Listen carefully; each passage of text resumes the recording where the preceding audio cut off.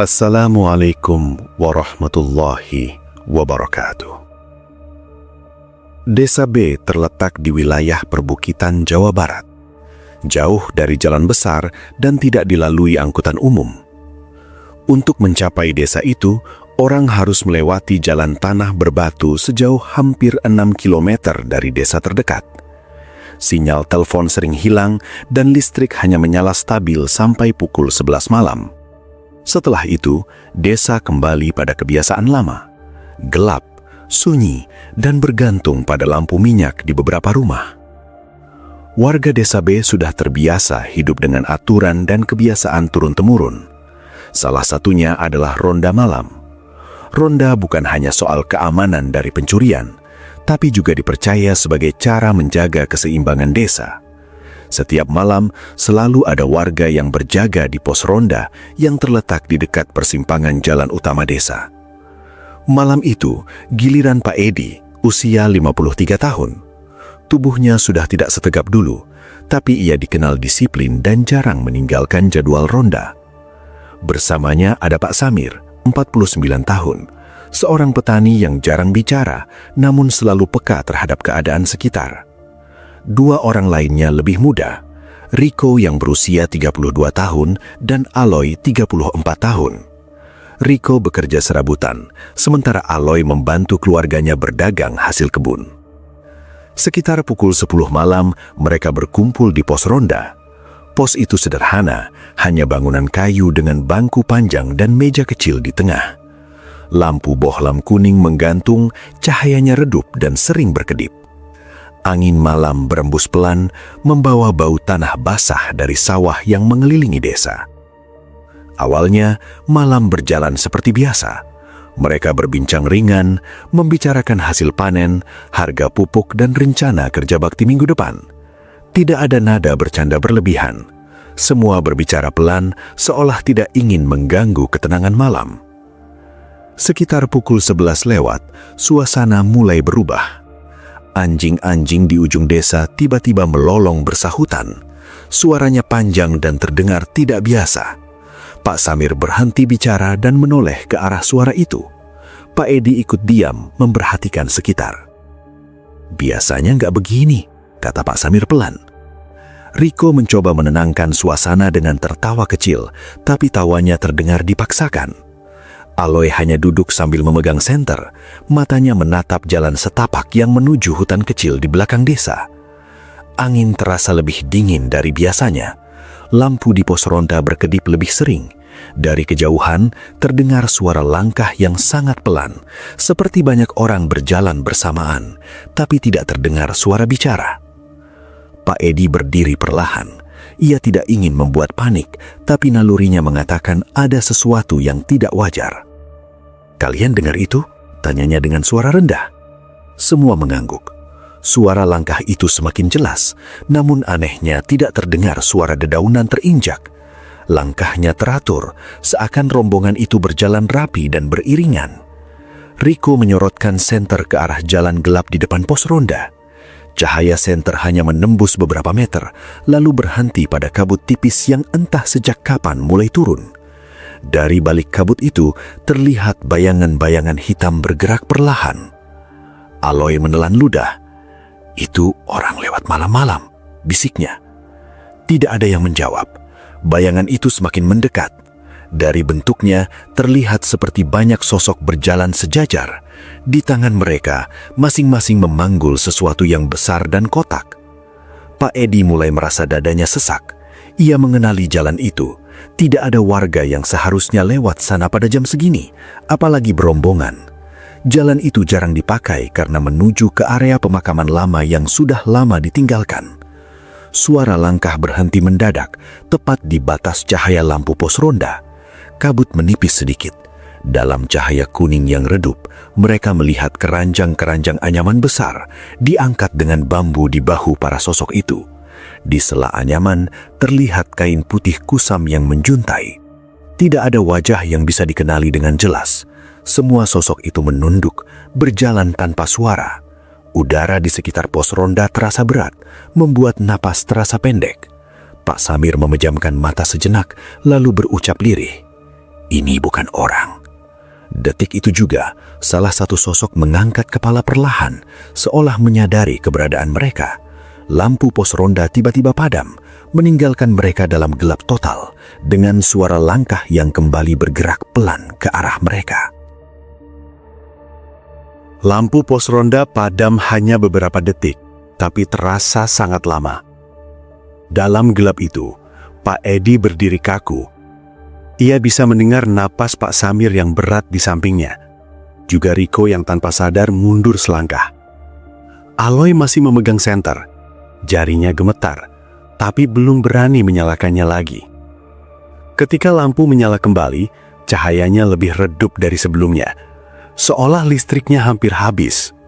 Rombongan itu kini sudah lebih dekat. Jarak mereka dengan pos ronda hanya sekitar 10 meter. Kabut masih menggantung rendah, membuat bagian bawah tubuh para sosok itu seperti melayang. Pak Edi berusaha berpikir logis. Ia pernah menghadapi orang mabuk, pencuri, bahkan keributan antar warga. Tapi yang ada di hadapannya sekarang terasa berbeda. Tidak ada suara napas, tidak ada suara kain bergesekan, bahkan tidak ada bau keringat manusia. Pak Samir berdeham pelan. "Jangan ada yang bicara keras," katanya dengan suara hampir tak terdengar. "Kalau ini yang bukan-bukan, kita jangan menantang." Riko mengangguk cepat. Matanya tidak lepas dari keranjang-keranjang yang dibawa rombongan itu. Ia melihat jelas, dari celah anyaman, ada bentuk tubuh manusia. Diam, kaku, dibungkus kain putih yang sudah menguning. Satu rombongan itu berhenti tepat di depan pos ronda. Jumlahnya ada sekitar 7 sosok. Semuanya mengenakan pakaian gelap, seperti kain panjang yang menutup tubuh sampai ke kaki. Wajah mereka masih tidak jelas, tertutup bayangan dan kabut. Salah satu dari mereka melangkah maju setengah langkah. Keranjang yang dipanggulnya tampak lebih besar dari yang lain. Dari posisinya, Pak Edi bisa melihat bagian tangan mayat di dalam keranjang itu. Kulitnya pucat keabu-abuan, jarinya kaku dan memanjang tidak wajar. Aloy akhirnya menyalakan senter, tapi diarahkan ke tanah, bukan ke wajah para sosok itu. Cahaya senter menyapu kaki mereka. Tidak ada bayangan kaki yang menapak tanah. Kaki-kaki itu menggantung beberapa senti di atas jalan. Aloy menarik napas panjang, berusaha menahan suara. Dadanya terasa panas dan dingin bersamaan. Sosok yang berada di depan tiba-tiba berbicara. Suaranya berat, datar, dan terdengar seperti berasal dari jauh, meski jaraknya dekat. "Kami lewat," katanya singkat. Hanya itu, tidak ada intonasi marah atau ramah, seperti pernyataan biasa. Pak Edi berusaha memberanikan diri menjawab. "Lewat kemana?" Suaranya bergetar, tapi masih bisa dikendalikan. Sosok itu tidak langsung menjawab. Kepalanya sedikit menoleh ke arah jalan kecil yang menuju pemakaman lama. Jalan itu sudah jarang dipakai, bahkan warga menghindarinya setelah matahari terbenam. "Tempat kami," jawabnya akhirnya. Pak Samir langsung sadar. Pemakaman lama itu memang sudah tidak digunakan, tapi ada cerita lama tentang kuburan-kuburan tanpa nama di bagian paling ujungnya. Kuburan yang tidak pernah diziarahi, tidak pernah didoakan. Riko tanpa sadar melangkah mundur lagi. Kakinya menyenggol bangku pos ronda hingga berbunyi pelan. Suara kecil itu langsung membuat semua sosok menoleh bersamaan. Gerakan mereka kaku, tapi serempak. Udara mendadak terasa lebih dingin. Lampu pos ronda berkedip cepat. "Maaf," ucap Riko lirih, hampir berbisik. Sosok yang di depan kembali melangkah maju. Kali ini jaraknya hanya beberapa meter dari Pak Edi. Dari dekat, Pak Edi bisa melihat wajahnya. Wajahnya pucat, matanya hitam pekat tanpa pantulan cahaya, dan bibirnya kering seperti lama tidak tersentuh air. "Jangan ikut," katanya pelan tapi tegas. Kalimat itu membuat jantung Pak Edi berdegup keras. Ia tidak merasa mereka berniat mengikuti, tapi seolah kalimat itu adalah peringatan, bukan permintaan. Setelah itu sosok tersebut mundur kembali ke barisan. Rombongan itu bergerak lagi, melewati pos ronda tanpa menoleh. Langkah mereka tetap tanpa suara. Satu persatu keranjang lewat di depan mereka. Saat keranjang terakhir lewat, Aloy mencium bau menyengat, campuran tanah basah dan sesuatu yang busuk. Bau itu membuat perutnya mual. Begitu rombongan itu menjauh dan menghilang ke arah jalan pemakaman lama, suara malam kembali normal.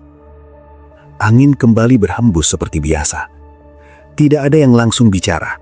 Keempatnya hanya berdiri dalam diam, mencoba mencerna apa yang baru saja mereka lihat. Beberapa menit kemudian, Pak Edi duduk perlahan di bangku. "Kita barusan lihat apa?" katanya pelan, lebih seperti bicara pada diri sendiri. Pak Samir mengusap wajahnya. "Kalau itu mimpi, kita berempat nggak mungkin mimpi yang sama." Riko menelan ludah. "Mereka bawa mayat, dan itu lewat depan kita." Aloy mengangguk pelan, "Dan mereka tahu kita ada." Kesadaran itu membuat suasana semakin berat. Mereka sadar kejadian malam ini bukan sesuatu yang bisa dilupakan begitu saja, dan kemungkinan besar apa yang mereka lihat bukan sekedar lewat. Malam ronda masih panjang, tapi bagi keempat orang itu, ketenangan Desa B sudah mulai retak sejak rombongan pembawa keranjang mayat itu melintas. Setelah rombongan itu menghilang di tikungan menuju pemakaman lama, keempatnya masih belum berani bergerak. Waktu terasa berjalan lambat. Jam dinding kecil di pos ronda menunjukkan pukul 12 lewat 10 menit. Biasanya, di jam segini, suasana desa sudah benar-benar sunyi. Tapi malam itu, keheningan terasa menekan. Pak Edi berdiri lebih dulu. Ia menarik napas dalam, berusaha menenangkan diri.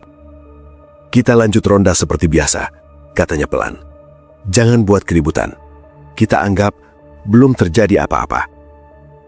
Tidak ada yang benar-benar setuju, tapi juga tidak ada yang menolak. Pak Samir mengangguk perlahan. Riko dan Aloy saling pandang, lalu ikut berdiri. Mereka memutuskan berjalan menyusuri jalan utama desa. Senter Aloy kembali dinyalakan. Kali ini diarahkan ke depan. Cahaya senter menyapu tanah jalan yang masih sedikit basah oleh embun. Beberapa langkah dari pos ronda, Riko berhenti mendadak. "Tunggu," katanya pelan. Ia menunduk dan menunjuk tanah. Di jalan itu terlihat bekas seperti seretan bambu, panjang, sejajar, dan jumlahnya lebih dari satu. Bekas itu masih baru. Tanah di sekitarnya terkelupas tipis, seolah baru saja dilewati benda berat. Pak Edi berjongkok. Ia menyentuh tanah itu dengan ujung jari. Masih lembab. "Ini bekas keranjang," katanya. "Mereka benar-benar lewat sini." Pak Samir menoleh ke arah jalan pemakaman lama. "Yang bikin aneh," ucapnya pelan, "kita nggak dengar suara apapun, tapi jejaknya jelas." Aloy menyinari bekas jejak itu lebih lama. Di sela bekas seretan, ada noda gelap. Bukan darah segar, tapi seperti cairan lama yang meresap ke tanah. Bau yang tadi sempat tercium di pos ronda kembali tercium samar. Mereka melanjutkan berjalan dengan jarak rapat.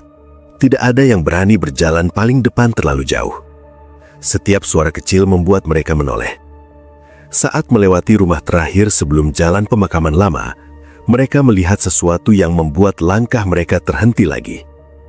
Pagar bambu rumah itu terbuka, padahal pemilik rumah, Pak Darsa, dikenal sangat rapi dan selalu menutup pagar sebelum malam. "Rumah Pak Darsa?" bisik Riko. "Kok kebuka?" Pak Edi mendekat perlahan. Ia tidak ingin masuk, hanya mengintip dari luar. Dari dalam halaman, terlihat lampu rumah mati. Tapi pintu depan sedikit terbuka. "Jangan adalah masuk," cepat Pak Samir. "Kalau memang ada apa-apa, kita panggil besok pagi." Namun sebelum mereka menjauh, terdengar suara pelan dari dalam rumah, seperti suara kayu digeser. Aloy refleks mengarahkan senter ke arah pintu. Di ambang pintu, muncul sosok Pak Darsa. Wajahnya pucat, matanya cekung. Ia berdiri kaku, seperti orang yang baru bangun tidur. "Pak," panggil Pak Edi pelan. "Bapak nggak apa-apa?" Pak Darsa menatap mereka satu persatu. Tatapannya kosong. "Mereka lewat," katanya datar. Jantung Riko berdegup kencang. "Siapa, Pak?" Pak Darsa tidak langsung menjawab. Ia melangkah keluar rumah. Kakinya gemetar, seperti menahan dingin atau ketakutan. Yang bawa keranjang, lanjutnya. Mereka berhenti sebentar di depan rumah. Pak Samir menahan napas. "Ngapain, Pak?" "Mereka lihat ke dalam," jawab Pak Darsa. "Seperti nyari sesuatu." "Terus?" tanya Aloy. Pak Darsa menunduk. "Mereka bilang belum waktunya." Kalimat itu membuat bulu kuduk mereka keempatnya berdiri. Pak Edi memegang bahu Pak Darsa. "Bapak dengar jelas?" Pak Darsa mengangguk pelan. "Jelas, suaranya dekat sekali." Terus mereka jalan lagi ke arah kuburan lama. Setelah mengatakan itu, tubuh Pak Darsa terlihat lemas. Pak Edi dan Riko langsung memapahnya kembali masuk rumah. Mereka membantu Pak Darsa duduk di kursi ruang tamu. "Kunci pintu, Pak. Jangan keluar rumah sampai pagi." Pak Darsa mengangguk tanpa banyak bicara. Setelah memastikan Pak Darsa aman, keempatnya kembali ke pos ronda. Tidak ada yang ingin mendekati jalan pemakaman lama lagi. Mereka duduk dalam diam. Jam menunjukkan pukul 1 dini hari. Aloy akhirnya berbicara. "Kalau mereka nyari sesuatu atau seseorang, berarti rombongan itu bukan sekedar lewat." Pak Samir menatap lantai. "Dan yang bikin saya takut, mereka tahu rumah mana yang harus mereka lihat." Pak Edi memejamkan mata sejenak. "Besok pagi, kita lapor ke kepala desa. Ini bukan urusan ronda biasa lagi." Di luar pos ronda, kabut kembali turun perlahan. Jejak di jalan mulai tertutup embun. Tapi bayangan keranjang mayat dan suara datar sosok itu terus terngiang di kepala mereka. Malam belum berakhir, dan keempat orang itu mulai sadar rombongan dari jalan kuburan itu mungkin akan kembali. Menjelang pukul 2 dini hari, udara di sekitar pos ronda terasa semakin dingin. Tidak ada lagi obrolan. Keempatnya duduk terpisah, masing-masing tenggelam dalam pikiran sendiri. Pak Edi beberapa kali melihat jam, berharap waktu bergerak lebih cepat menuju pagi. Sekitar pukul 2:30, suara langkah kembali terdengar. Bukan langkah beriringan seperti sebelumnya, tapi langkah cepat satu orang. Dari arah jalan desa, muncul Bayu, anak kepala desa yang berusia 26 tahun. Wajahnya tegang, napasnya terengah. "Pak Edi," katanya pelan tapi tergesa. "Bapak dipanggil ke rumah Pak Lurah, sekarang." Pak Edi berdiri. "Ada apa?" Bayu menelan ludah. "Pak Lurah bilang ada hal lama yang harus dijelasin, soal ronda dan jalan kuburan." Pak Samir langsung ikut berdiri. "Kami ikut." Mereka berlima berjalan cepat menuju rumah kepala desa. Rumah itu masih menyala lampunya, pertanda Pak Lurah memang belum tidur. Begitu masuk, Pak Lurah sudah menunggu di ruang tamu. Wajahnya terlihat lebih tua dari biasanya. Garis-garis di dahinya jelas. Pak Lurah mempersilahkan mereka duduk. Tidak ada basa-basi. "Kalian lihat rombongan itu?" katanya langsung. Tidak ada yang bertanya bagaimana ia tahu. Pak Edi hanya mengangguk. "Kami lihat langsung, dan Pak Darsa juga." Pak Lurah menghela napas panjang. Berarti benar, mereka muncul lagi. Riko memberanikan diri bicara. "Maksud Bapak itu pernah kejadian sebelumnya?" Pak Lurah menatap mereka satu persatu. 30 tahun lalu, waktu saya masih muda, malamnya hampir sama. Ronda, kabut, dan rombongan yang bawa keranjang mayat. Aloy mencondongkan badan. "Terus, apa yang terjadi waktu itu?" Pak Lurah terdiam sejenak, lalu berbicara dengan suara rendah. "Waktu itu, ada warga yang nekat ngikutin mereka ke kuburan lama. Besok paginya, orang itu ditemukan meninggal di kebun. Tubuhnya utuh, tapi wajahnya rusak, seperti ketakutan berat." Ruangan menjadi hening. Pak Samir menggenggam tangan. "Kenapa selama ini nggak pernah diceritain ke warga?" "Karena itu pantangan," jawab Pak Lurah. "Ada aturan lama. Ronda malam hanya sampai batas jalan utama, tidak boleh mendekati jalan kuburan lama.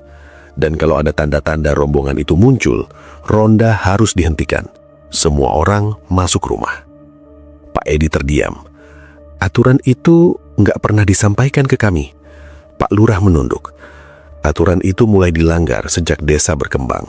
Pos ronda dipindah lebih dekat ke jalan kuburan lama karena dianggap lebih strategis. Saya lalai. Bayu yang sejak tadi diam akhirnya bicara.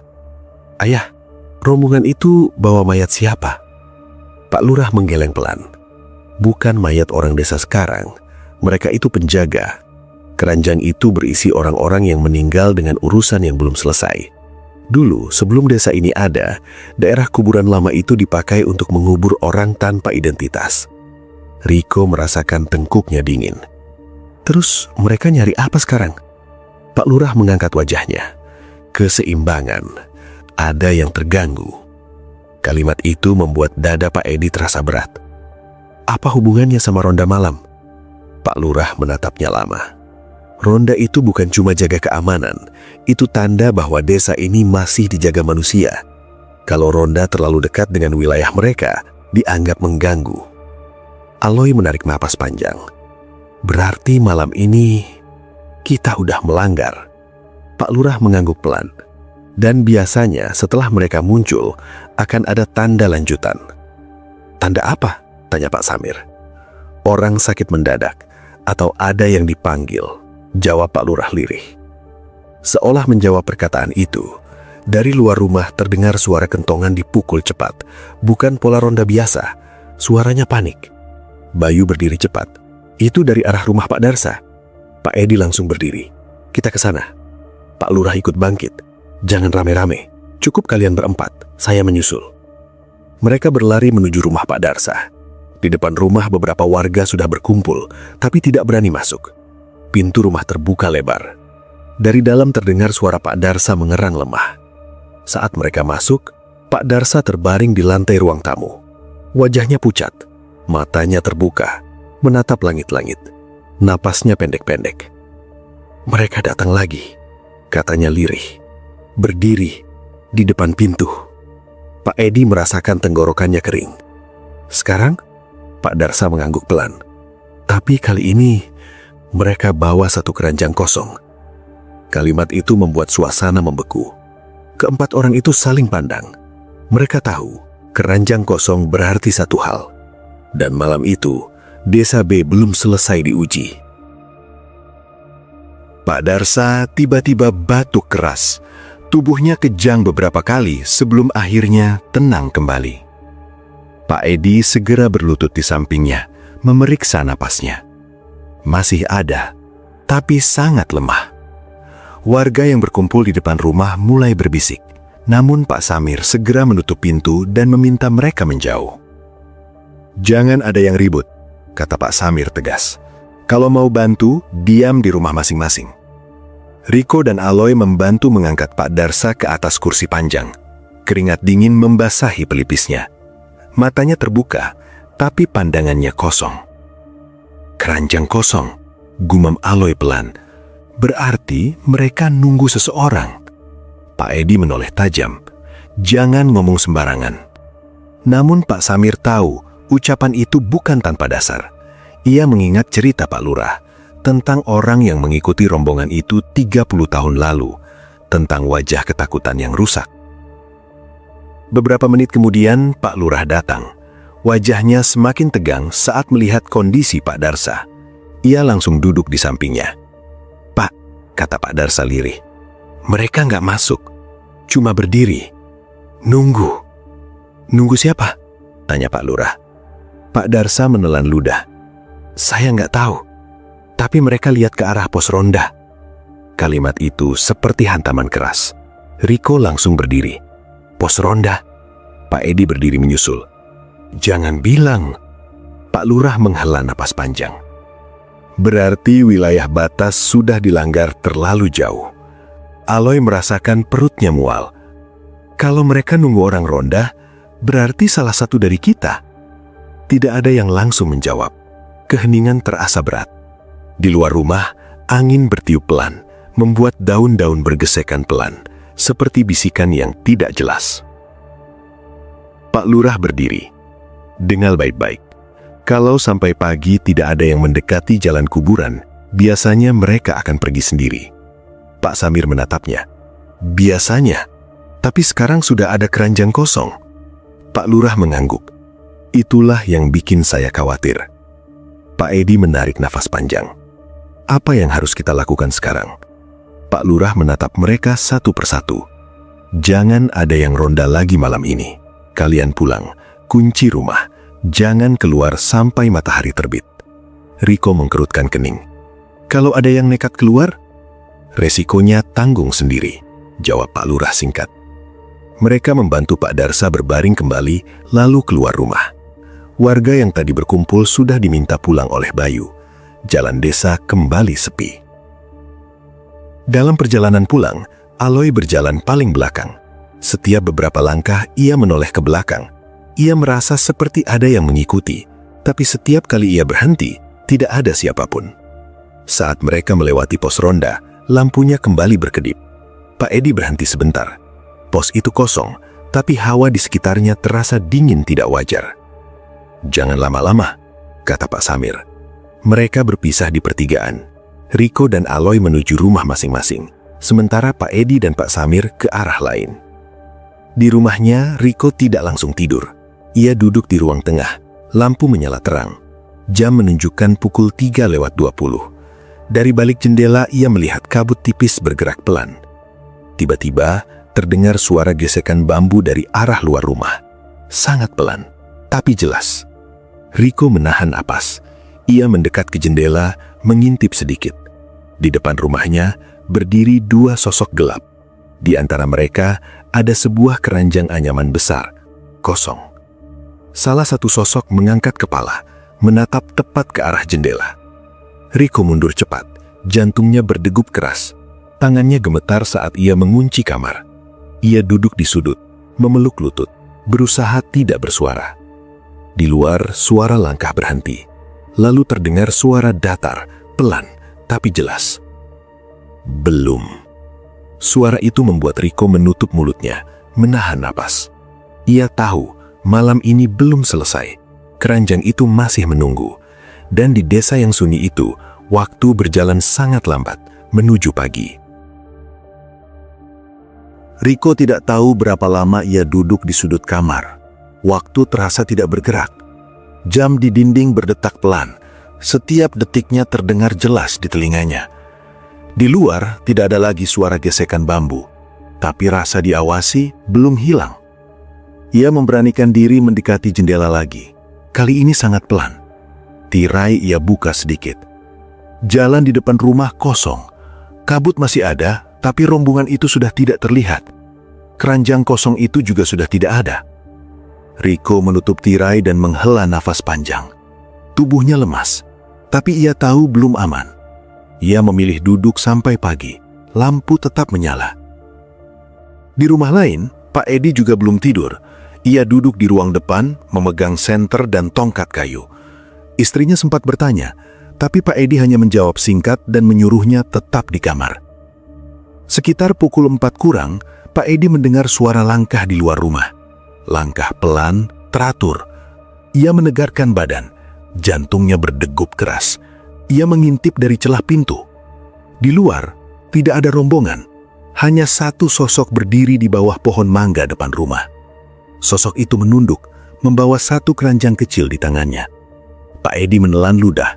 Ia teringat pesan Pak Lurah, jangan keluar rumah apapun yang terjadi. Ia mundur perlahan, mengunci pintu lebih rapat.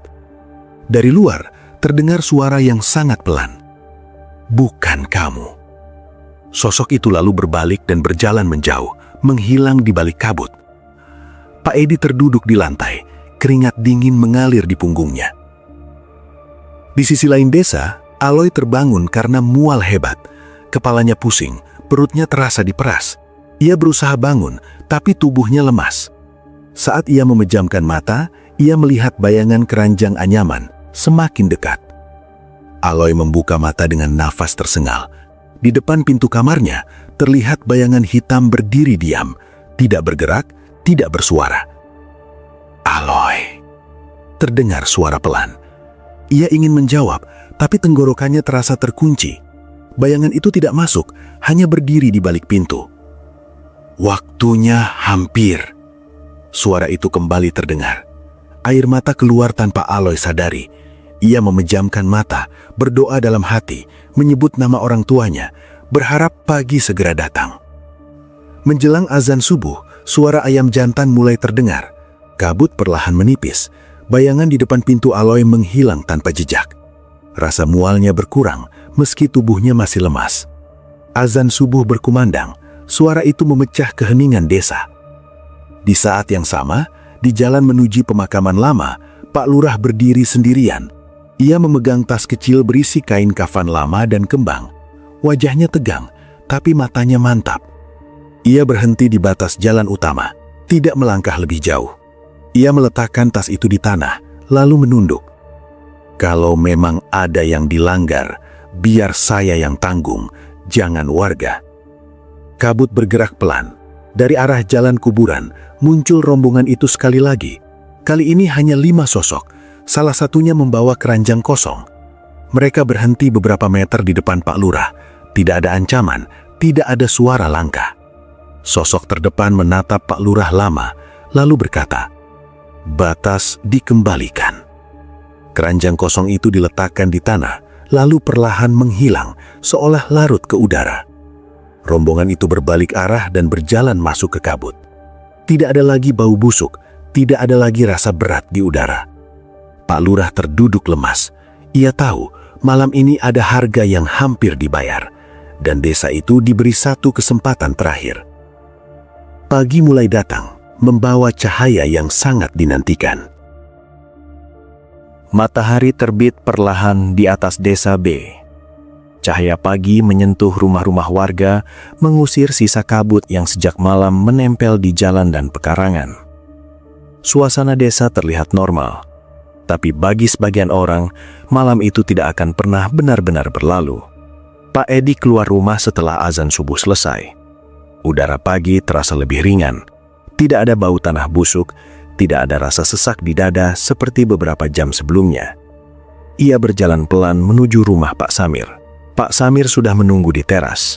Wajahnya pucat, matanya merah karena tidak tidur. Mereka saling pandang tanpa perlu banyak bicara. "Masih hidup," ucap Pak Samir pelan. Pak Edi mengangguk. Dan sepertinya sudah selesai. Tak lama kemudian Riko datang dengan langkah cepat. Wajahnya terlihat lelah, tapi ia masih bisa berdiri tegak. Aloy menyusul dari arah berlawanan, jalannya sedikit pincang. Wajahnya pucat, namun matanya fokus. "Malam tadi," kata Riko pelan, "mereka datang ke rumah saya." Pak Edi menatapnya. "Tapi kamu selamat?" Riko mengangguk. "Mereka pergi sebelum subuh." Aloy menarik napas panjang. "Saya juga." Mereka nunggu, tapi nggak masuk. Keempatnya kemudian menuju rumah Pak Lurah. Di sana Pak Lurah sudah duduk di ruang tamu ditemani Bayu. Wajah Pak Lurah terlihat sangat lelah, tapi ada kelegaan yang jelas. "Mereka sudah pergi," kata Pak Lurah sebelum ditanya, "dan tidak akan kembali selama batas itu dijaga." Pak Samir duduk pelan. "Batas yang mana, Pak?" Jawab Pak Lurah. "Pos ronda. Mulai sekarang, pos dikembalikan ke tempat lama. Tidak ada ronda mendekati jalan kuburan lama. Itu wilayah yang tidak boleh lagi disentuh." Pak Edi mengangguk. "Dan warga harus tahu." Pak Lurah menatap mereka satu persatu. "Hari ini juga saya kumpulkan warga. Semua harus tahu, tanpa ditambah-tambahi, tanpa ditutup-tutupi." Pagi itu Pak Darsa dibawa ke puskesmas desa terdekat. Kondisinya membaik perlahan. Ia masih lemah, tapi sudah bisa berbicara normal. Tidak ada lagi tatapan kosong di matanya. Beberapa hari kemudian, pos ronda dipindahkan. Jalan menuju pemakaman lama ditutup dengan pagar sederhana. Tidak ada larangan tertulis, tapi semua warga paham. Tidak ada yang berani melanggar. Sejak malam itu, tidak ada lagi kejadian aneh. Tidak ada suara langkah di tengah malam, tidak ada bau menyengat. Ronda tetap berjalan, tapi hanya di batas yang telah ditentukan. Riko kembali bekerja seperti biasa. Setiap melewati jalan depan rumahnya, dia selalu teringat keranjang kosong itu, tapi tidak pernah lagi melihat bayangan hitam. Aloy sempat sakit beberapa hari, tapi pulih. Ia tidak pernah lagi begadang tanpa alasan. Malam baginya bukan lagi waktu untuk sembarangan keluar rumah. Pak Samir tetap ikut ronda, tapi lebih banyak diam. Ia tahu Ada hal-hal yang tidak perlu dibuktikan, cukup dihormati. Pak Edi menjadi orang yang paling tegas soal aturan ronda. Tidak ada toleransi, bukan karena takut, tapi karena ia tahu desa mereka pernah hampir kehilangan satu nyawa. Desa B kembali tenang. Tapi ketenangan itu bukan karena tidak ada yang menjaga, melainkan karena semua pihak sudah kembali ke tempatnya masing-masing. Manusia menjaga wilayahnya, dan yang bukan manusia dibiarkan menjaga wilayah mereka sendiri. Cerita ini berakhir di sini. Malam itu menjadi pengingat bahwa tidak semua jalan boleh dilewati, dan tidak semua batas boleh dilanggar. Terima kasih sudah mendengarkan cerita ini sampai selesai. Semoga kita semua selalu diberi perlindungan, keselamatan, dan dijauhkan dari hal-hal yang tidak terlihat namun nyata adanya. Assalamualaikum warahmatullahi wabarakatuh.